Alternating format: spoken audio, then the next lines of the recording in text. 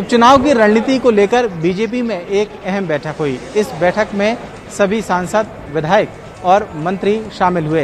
बैठक मुख्यमंत्री शिवराज सिंह चौहान और बीजेपी के प्रदेश अध्यक्ष वीडी शर्मा ने ली। इसके साथ ही संगठन महामंत्री सुहास भगत और बीजेपी के नए प्रदेश महामंत्री भी इस बैठक में शामिल हुए। बैठक को संबोधित करते हुए मुख्यमंत्री शिवराज सिंह चौहान ने सभी सांसदों, विधायकों और मंत्रियों से कहा है कि उनका ये जलवा और रुतबा तभी तक बरकरार है जब तक की सरकार है। ऐसे में उन्हें सब कुछ भूलकर उपचुनाव के मैदान में कूद जाना चाहिए। उन्होंने कहा है कि उपचुनाव में 100% रिजल्ट लाना है, जिसके लिए 27 में से 27 सीटें जीतना होगा। बीजेपी में हुई इस बैठक से एक दिन पहले ही मुख्यमंत्री शिवराज सिंह चौहान के घर पर भी मंत्रियों की एक अहम बैठक हुई थी। ये माना जा रहा है कि चुनाव आयोग कभी भी चुनाव की तारीखों का ऐलान कर सकता है। ऐसे में बीजेपी और कांग्रेस अपनी रणनीति को धार देने में लगी हैं। सांवेर में उपचुनाव से पहले धर्म के जरिए सियासत को साधने की कोशिश चल रही है। कांग्रेस के हर हर गंगे घर घर अभियान के बाद बीजेपी ने हर हर नर्मदे घर घर नर्मदे का नया अभियान छेड़ दिया है, जिसमें महिलाएं नर्मदा का जल लेकर लोगों के घरों तक पहुंच रही हैं और वहां पर पूजन का कार्यक्रम किया जा रहा है। एमपी में 19 नवंबर के पहले उपचुनाव संपन्न होने हैं। ऐसे में अब सियासी सरगर्मियां लगातार तेज होती जा रही हैं। प्रदेश की सबसे प्रतिष्ठित मानी जाने वाली सांवेर विधानसभा सीट पर बीजेपी और कांग्रेस एक दूसरे को धर्म के जरिए चुनावी जवाब देने में लगी हुई हैं।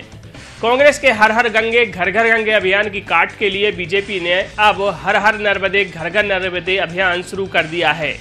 इस अभियान के तहत बीजेपी कलश यात्रा निकाल रही है, जिसमें बड़ी संख्या में महिलाएं शामिल हो रही हैं।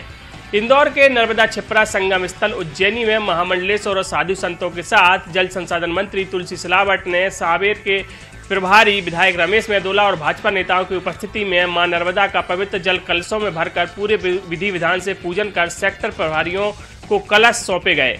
सेक्टर प्रभारी अपने अपने सेक्टर में कलशों को पहले से तैयार रथों पर रखकर प्रत्येक घरों पर कलशों को लेकर जाएंगे, जहां इन कलशों को पूजन प्रत्येक परिवार के सदस्य करेंगे। इसके साथ ही बड़ी एलईडी में लगे विशेष रथ भी चलेंगे, जिससे जरिए राज्य सरकार की योजनाएं गांव-गांव तक पहुंचाई जाएंगी। ये यात्रा सांवेर में 2400 करोड़ रुपए की सिंचाई परियोजना की शुरुआत से पहले माहौल बनाने के लिए निकाली जा रही है, जिससे बीजेपी को इसका फायदा उपचुनाव में मिल सके। पूर्व विधायक और बीजेपी के जिला अध्यक्ष राजेश सोनकर ने बताया कि 2400 करोड़ की इस महत्वाकांक्षी सिंचाई परियोजना की शुरुआत सीएम शिवराज सिंह चौहान और पूर्व केंद्रीय मंत्री ज्योतिरादित्य सिंधिया करने वाले हैं। वे 10 सितंबर के बाद समापन में शामिल होंगे। वहीं कांग्रेस विधायक और सांवेर के प्रभारी विशाल पटेल का कहना है कि बीजेपी जिस योजना की बात कर रही है वो योजना कमलनाथ सरकार की देन है। ये 2400 करोड़ की योजना कमलनाथ सरकार के दौरान स्वीकृत हुई थी और जिसकी घोषणा मंत्री तुलसी सिलावट ने ही की थी। इसी योजना को फिर से नया बताकर जनता को गुमराह किया जा रहा है। सीएम शिवराज सिंह चौहान ने सांवेर के लिए कोई अलग से योजना नहीं दी है। ऐसे में झूठ परोसने वालों को नर्मदा मां भी अपना आशीर्वाद नहीं देगी। बीजेपी और कांग्रेस के लिए प्रतिष्ठा का प्रश्न बने सांवेर उपचुनाव में धर्म के जरिए दोनों ही दल लोगों तक पहुंचने की कोशिश तो जरूर कर रहे हैं, लेकिन ये देखना दिलचस्प होगा कि कौन लोगों के दिलों में जगह बना पाएगा। ईज ऑफ डूइंग के क्षेत्र में मध्य प्रदेश के बेहतर प्रदर्शन को लेकर अब सियासी दलों में श्रेय लेने की होड़ मच गई है। केंद्र सरकार की स्टेट बिजनेस प्लान रिपोर्ट 2019 को जारी करने के बाद ये पता चला है कि मध्य प्रदेश का ईज ऑफ डूइंग के क्षेत्र में बेहतर प्रदर्शन हुआ है। पिछले साल मध्य प्रदेश का स्थान 7वें नंबर पर था। इस बार मध्य प्रदेश ने 3 स्थानों की छलांग लगाई है और मध्य प्रदेश का स्थान चौथी रैंकिंग पर आया है। इस पूरे मामले को लेकर सियासी दलों में श्रेय लेने की होड़ मच गई है। पूर्व मंत्री जीतू पटवारी ने कहा है कि 2018 और 2019 में प्रदेश की कमलनाथ सरकार ने ईज ऑफ डूइंग के क्षेत्र में बेहतर काम किया था और रैंकिंग में सुधार उसी का नतीजा है। तो कांग्रेस के दावों पर बीजेपी ने भी जवाबी हमला बोला है। बीजेपी के मुताबिक पिछली शिवराज सरकार और मौजूदा शिवराज सरकार के कामों के कारण ही लगातार बिजनेस के क्षेत्र में सुधार हो रहा है और यही कारण है कि ईज ऑफ डूइंग के क्षेत्र में मध्य प्रदेश की हालत में सुधार आया है। कुल मिलाकर मध्य प्रदेश में ईज ऑफ डूइंग के क्षेत्र में बेहतर प्रदर्शन के नतीजे बताते हैं कि अब मध्य प्रदेश में उद्योग लगाना और काम करना बेहतर होता जा रहा है। लेकिन इस पूरे मामले को लेकर श्रेय किसके खाते में जाएगा, इसको लेकर दोनों ही सियासी दलों के बीच होड़ सी मच गई है। जिले में जिला प्रशासन की बड़ी लापरवाही सामने आई है। समर्थन मूल्य पर खरीदा गया धान पूरी तरह से सड़ गया है और अंकुरित होकर अब पौधों के रूप में तब्दील हो गया है। इस पूरे मामले में जिला प्रशासन अब गोलमोल जवाब दे रहा है और यही धान अब राइस मिलों को भेजी जा रही है, जहां से चावल तैयार होकर गरीबों की थाली तक पहुंचेगा। दरअसल सतना जिले में शासकीय और निजी वेयर हाउस की पर्याप्त संख्या नहीं है, जिसकी वजह से 70% धान ओपन कैंपों में रखी गई है। सिर्फ पॉलीथीन के सहारे इसकी सुरक्षा प्रदान की गई है, जिसे पशु पक्षी नष्ट कर रहे हैं और हवा और बरसात की वजह से धान गीली हो गई है। धान इतनी गीली हुई है कि उस पर अंकुरण हो गया है और अब पौधों के रूप में तब्दील हो चुकी है। आनन फानन प्रशासन अपनी लापरवाही छुपाने के लिए इस धान को मिलरों के पास भेजा जा रहा है, जहां से ये चावल तैयार होकर गरीबों की थाली पर पहुंचेगा। यह पूरा मामला अब उजागर हो चुका है। ऐसे में अब जिला प्रशासन का कोई अभी अधिकारी मीडिया से बात करने को भी तैयार नहीं है और पूरे मामले में गोलमोल जवाब दे रहा है। मध्य प्रदेश में हुए चावल घोटाले में ईओडब्ल्यू ने जांच तेज कर दी है। ईओडब्ल्यू ने अभी तक इस मामले में 2 अलग अलग एफआईआर दर्ज की है। ईओडब्ल्यू ने पहले प्राथमिक जांच दर्ज की थी और इसके बाद अब बालाघाट और मंडला जिले में अलग अलग एफआईआर दर्ज की है। जिम्मेदारों को प्रारंभिक तौर पर आरोपी बनाया गया है। ईओडब्ल्यू ने बालाघाट में 17 मिलर्स, मंडला में 4 मिलर्स और खाद्य एवं नागरिक आपूर्ति निगम के 9 अफसरों को आरोपी बनाया है। आरोपियों में खाद्य एवं नागरिक आपूर्ति निगम के जिला प्रबंधक आर.के. सोनी, तत्कालीन क्वालिटी निरीक्षक नागेश उपाध्याय, मुकेश कनेरिया, सीडब्ल्यूसी के क्वालिटी निरीक्षक राकेश सेन, एसएल द्विवेदी, बेहर के क्वालिटी निरीक्षक लोचन सिंह, सीडब्ल्यूसी गरगा के शाखा प्रबंधक विपिन बिसेन, श्वेता वेयरहाउस नेवर गांव के शाखा प्रबंधक उदय राजपूत आदि शामिल है। ईओडब्ल्यू ने 10 जिलों रीवा, सतना, सीधी, सिवनी, शहडोल, उमरिया, मंडला, अनूपपुर, कटनी और नरसिंहपुर में भी जांच शुरू की है।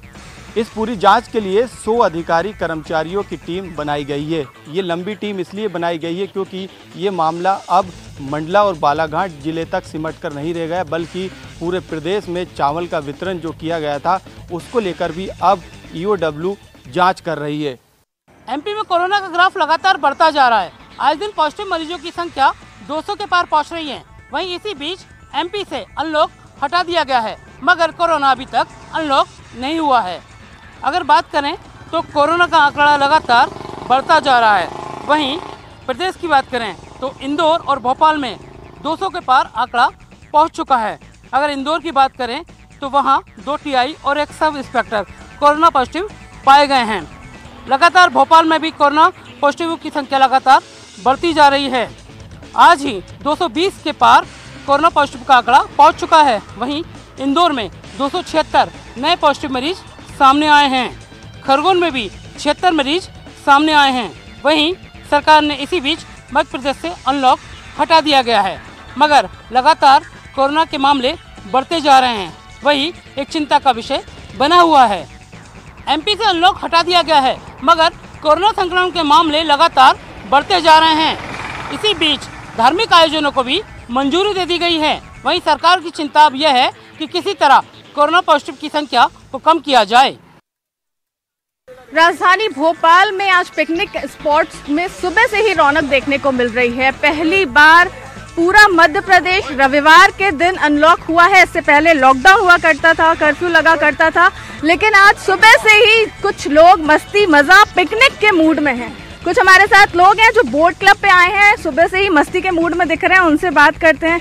पहली बार संडे अनलॉक हुआ है और आप लोग पूरी मस्ती के मूड में दिख रहे हैं। अच्छा, बिल्कुल जो अनलॉक हुआ है उसमें हम पूरी मस्ती के मूड में। काफी दिनों से हमने अपने आप को रोक के रखा था कि संडे के दिन निकलना नहीं है। आज मौका मिला है, निकले हैं पूरे ग्रुप के साथ, बहुत एंजॉय करेंगे। अच्छा, कहाँ से आए आप लोग? बेड़ागढ़ से आए। और मैडम आप ये समझो, आज जैसे ही संडे खुला है ना, तो मतलब हमारी तो आज दिवाली है, आज दिवाली का दिन है।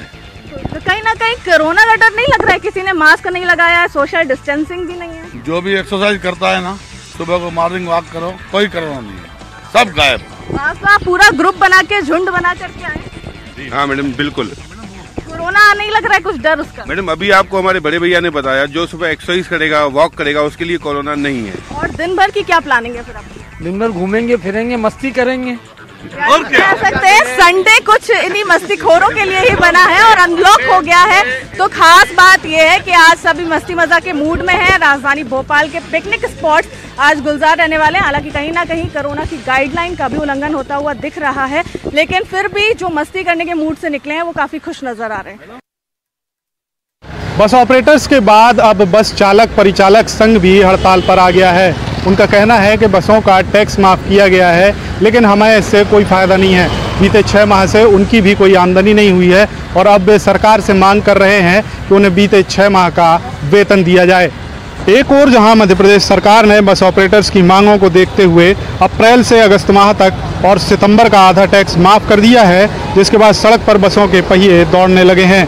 लेकिन जबलपुर में चालक परिचालक बस एसोसिएशन के बैनर तले आज से अनिश्चितकालीन हड़ताल शुरू कर दी गई है। एसोसिएशन के द्वारा कल जबलपुर कलेक्टर को ज्ञापन सौंपा गया था, जिसमें मांग की गई थी कि उन्हें 6 माह का वेतन सरकार की ओर से उपलब्ध कराया जाए, जिसे सरकार ने पूरा नहीं किया है। लिहाजा आज से सभी बस ड्राइवर, क्लीनर और कंडक्टर हड़ताल पर चले गए हैं। एसोसिएशन ने सरकार को चेतावनी दी है कि यदि उनकी मांग पूरी नहीं होती है तो उनकी यह अनिश्चितकालीन हड़ताल लगातार जारी रहेगी, जिसका असर उपचुनाव में भी देखने को मिलेगा। शिवराज सरकार ने बड़ा फैसला लिया है, जिससे मूर्तिकारों ने राहत भरी सांस ली है। अब दुर्गा पंडालों को लगाने की अनुमति मिल गई है, जिससे मूर्तिकार अब तक जो उदास बैठे थे गणेश उत्सव में, उन्हें काफी नुकसान हुआ, वो उम्मीद इनकी फिर से जाग गई है। सीधा बात करने के लिए एक मूर्तिकार हमारे साथ हैं, उनसे बात करते हैं। भैया, अब गणेश उत्सव तो जैसा हुआ वैसा हुआ, दुर्गा पंडाल को लगाने की अनुमति मिल गई है, क्या उम्मीद जाग रही है आपको? जी, फुल उम्मीद जाग रही है हमको। तो गणेश उत्सव कैसा रहा था? गणेश उत्सव में तो बहुत लॉस हो गया हमें 125 प्रतिमा बनाई थी, जिसमें से 6 या 7 प्रतिमा गई थी हमारी, उसमें तो बहुत लॉस हो गया। अब अगर दुर्गा जी का हो गया है तो देखते कोशिश करते हैं कवर करने की। और दुर्गा जी के लिए डिमांड आनी शुरू हो गई है क्या? डिमांड तो काफ़ी आ रही है, बस थोड़ा सा ये हाइट वाइट का थोड़ा सा ये और हो जाए तो बस फिर तो इस बार उम्मीद जाग रही है कि जो आपका नुकसान था वो इसमें रिकवर हो जाएगा। जी, हो जाएगा। उसमें मेहनत इतनी करेंगे हम लोग कि अब कवर कर लेंगे हम उसमें। तो यानी मेहनत करने से पीछे नहीं हट रहे हैं, डिमांड भी आ रही है, लेकिन कहीं ना कहीं जो अभी गाइडलाइन है वो पूरी तरह से क्लियर हो जाए कि कितने फिट की प्रतिमा बैठनी है, किस हिसाब से, तब इनका काम और ज़्यादा दुरुस्त होता हुआ दिखाई देगा। फिलहाल ये मेहनत करने से पीछे नहीं हट रहे हैं और जो भी इनका नुकसान हुआ है पूरी उम्मीद जाग रही है कि दुर्गा उत्सव में वो रिकवर कर लिया जाएगा।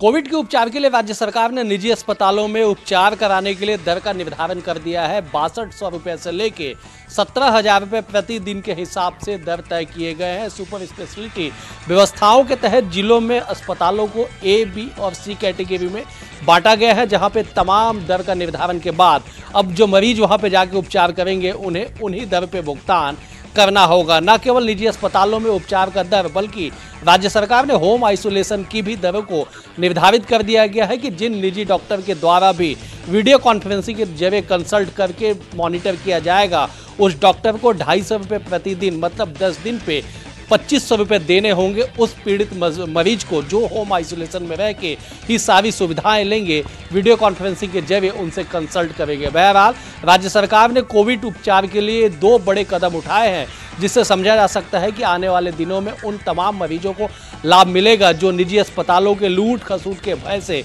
अस्पताल जाने से कतराते थे। तो वहीं होम आइसोलेशन पे भी डॉक्टरों की व्यवस्था ना होने पे होम आइसोलेशन पे भी रहने में उनके सामने कई तरह की मजबूरियां होती थी। बहरहाल देखना होगा कि राज्य सरकार के इन 2 बड़े निर्णयों के बाद कोविड के उपचार में कितनी सहायता मिलती है और उन तमाम मरीजों को कितना लाभ होता है जो या तो निजी अस्पताल में या होम आइसोलेशन पर रह के उपचार कराना चाहते थे।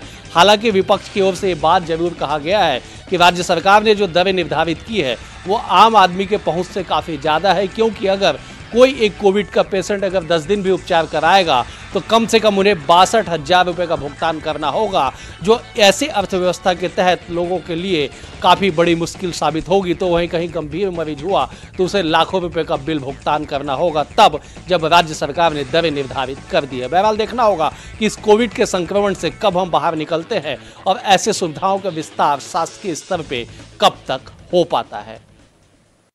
छत्तीसगढ़ में कल से आंगनबाड़ी केंद्र शुरू हो जाएंगे और बीते 14 मार्च से ये आंगनबाड़ी केंद्र बंद है, क्योंकि कोरोना का जो संक्रमण है उसको रोकने के लिए ये बंद किए गए थे। लेकिन अभी हम बात करें तो ये बताया जा रहा है कि कुपोषण जो है वो एक बड़ा कारण हो रहा है। कुपोषण की समस्या जो है वो बढ़ती जा रही है। यही वजह है कि कल से जो है आंगनबाड़ी केंद्र खोले जा रहे हैं। हालांकि आंगनबाड़ी केंद्रों में जो बच्चे आएंगे उनकी स्क्रीनिंग की जाएगी, जो पेरेंट्स आएंगे उनकी भी स्क्रीनिंग की जाएगी और जो कई व्यवस्थाएं जो है वो करने के लिए कहा गया है। सोशल डिस्टेंसिंग के पालन के लिए भी कहा गया है। इसके साथ ही अगर हम बात करें तो व्यापक सावधानियां बरतने के लिए खासतौर पे हिदायतें दी गई हैं। भोजन निर्माण और वितरण का काम भी शामिल है, जिसमें खासतौर पे सावधानी बरतनी है और स्क्रीनिंग और तो की जाएगी। साथ ही मास्क और सैनिटाइजर का उपयोग करना पड़ेगा।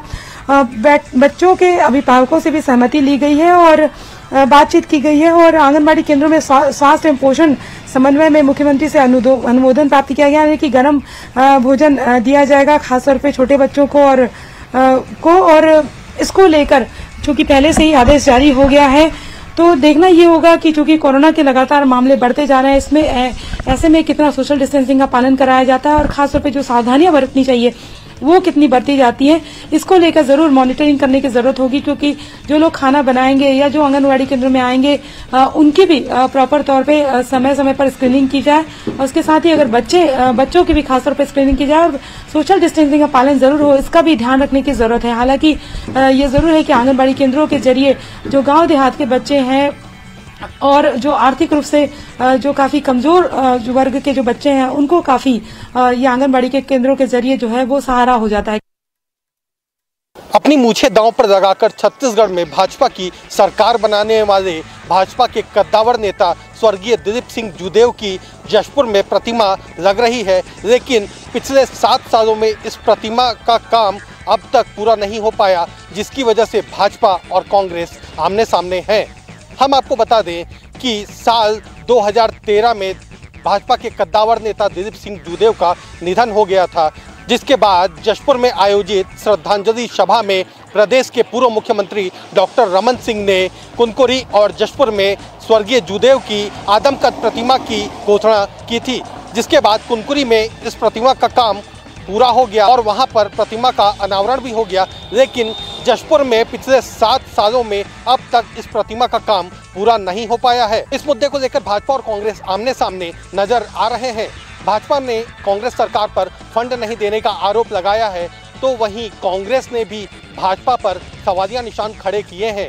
कांग्रेस का आरोप है कि पिछले 5 सालों तक भाजपा सत्ता में रही, लेकिन उसके बावजूद मूर्ति का काम पूरा नहीं हो पाया।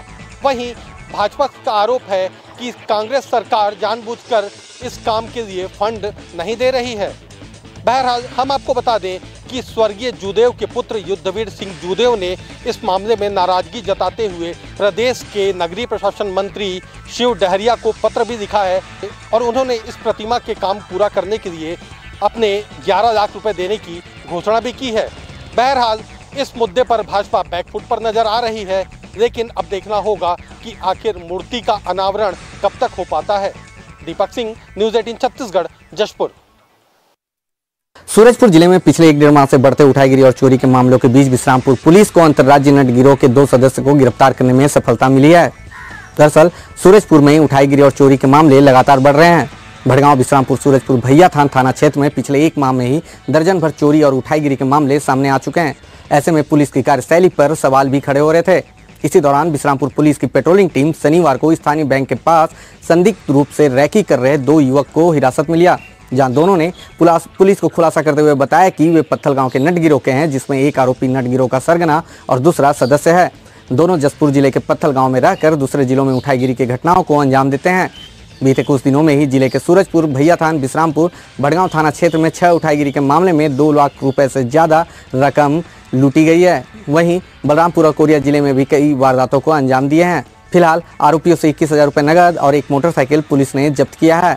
बहरहाल विश्रामपुर पुलिस की इस कार्रवाई से जिले के दूसरे थाना क्षेत्रों के सुस्त कार्यशैली वाले पुलिस अधिकारियों को भी वाहवाही लूटने का मौका मिल गया है। कवर्धा में जो है कोरोना मरीजों की संख्या लगातार बढ़ती जा रही है। प्रतिदिन 40 से 50 मरीज मिल रहे हैं, जिसके चलते जो है एक बार फिर स्वास्थ्य महकमे में चिंता बढ़ गई है। जिस तरह से नवीन बाजार की बात करें शहर की, तो पूरा नवीन बाजार में व्यापारी वर्ग इससे खासा प्रभावित हुआ है। पूरी दुकानें जो बंद है, मेन मार्केट कंटेनमेंट घोषित हो चुका है। तो ये कह सकते हैं कि कोरोना इस सितंबर माह में इसकी संख्या काफ़ी बढ़ी है। ग्रामीण क्षेत्रों में भी जो मामले हैं वो प्रतिदिन बढ़ते जा रहे हैं। चारों ब्लॉक में हर दिन जो है मरीजों की संख्या बढ़ती जा रही है, जिससे चलते जो है लोगों की भी इसमें चिंता का कारण बनता जा रहा है। लोग कई जगहों से ये मांग भी उठने लगी है कि एक बार फिर से लॉकडाउन की ज़रूरत है, क्योंकि लगातार जो जिस तरह से संख्या बढ़ रही है। और इसके अलावा जो है इस महीने में जो है अब तक जो 6 महीने में किसी तरह से मौत नहीं हुई थी, लेकिन 3 लोगों की कोरोना से मौत के चलते जो है लोगों में भी इसका डर काफ़ी बढ़ गया है। वो भी चाहते हैं कि लोग सुरक्षित रहें, घरों में रहें। प्रशासन भी जो है समुचित व्यवस्था उठाए, और जहाँ तक हो सकता है अगर ज़्यादा जरूरी ना हो तो घरों से ना आने के लिए प्रशासन के द्वारा अपील जरूर की जा रही है। पर लोगों को मन में कहीं ना कहीं इस बात का डर जरूर है कि इसकी संख्या जो है और ज़्यादा भयावह ना हो जाए, जिसके चलते जो है एक बार लॉकडाउन किया जाए, लंबे समय तक लॉकडाउन करने की आवश्यकता है। हालांकि व्यापारी वर्ग में भी इसको लेकर सहमति बन गई थी, लेकिन जो कोरोना के मामले बढ़े हैं उसके बाद जो है दुकानों को जरूर बंद कर दिया गया है। तो कहीं ना कहीं एक बार फिर लोगों से मांग की जा रही है कि लॉकडाउन जो है किया जाना चाहिए, जिससे लोग सुरक्षित रह सकें और इनका जो फैलाव है वो काफ़ी हद तक नियंत्रण में लाया जा सके।